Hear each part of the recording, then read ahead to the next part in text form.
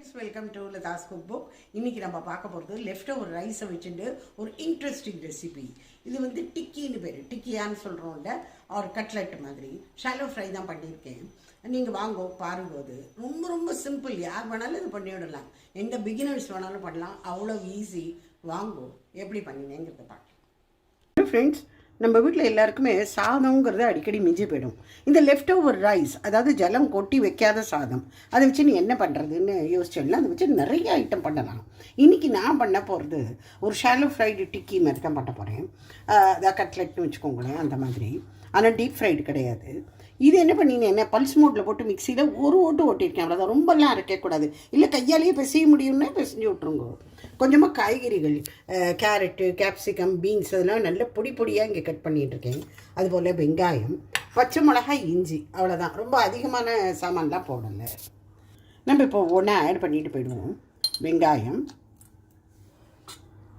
இந்த நறுக்கி வச்ச காய்கறிகள் பார்த்துக்கோங்க, நான் இங்கே நிறையாவே நறுக்கி வச்சுட்டுருக்கேன்.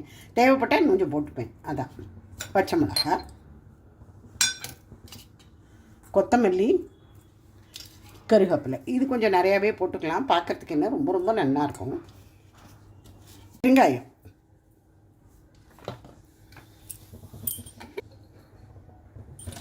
மஞ்சப்பொடி,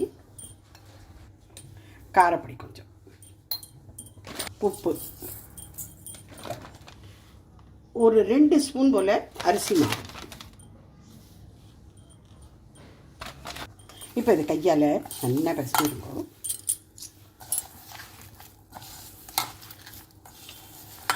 இப்போ இந்த மாதிரி முதல்ல உருண்டையை இப்படி உருட்டிக்கோங்க. அப்புறம் கையில் வச்சு வெட்டிக்கி மாதிரி இப்படி தட்டிட்டுருக்கோம். கொஞ்சம் குண்டாகவே இருக்கலாம், பிரச்சனை இல்லை. இப்போ நான் இங்கே ஒரு தவா தான் வச்சுட்டுருக்கேன், அதில் கொஞ்சம் எண்ணெய் விட்டுருக்கேன் நடுப்புற, அதில் போட்டுடலாம். கிருகிருன்னு உருட்டின்னு போயிடலாம். ரொம்ப ஈஸி, ஒன்றுமே இதாக அது பாருங்கள். இப்போ நம்ம திருப்பி பார்க்கலாம். எவ்வளோ ஈஸியாக திரும்ப இருக்குன்னா ஒட்டவே ஒட்டாது. பொறுமையாக முறுமுறுன்னு ஆற வரைக்கும் நம்ம இதில் தவாவில் வச்சுட்டு பண்ணணும்.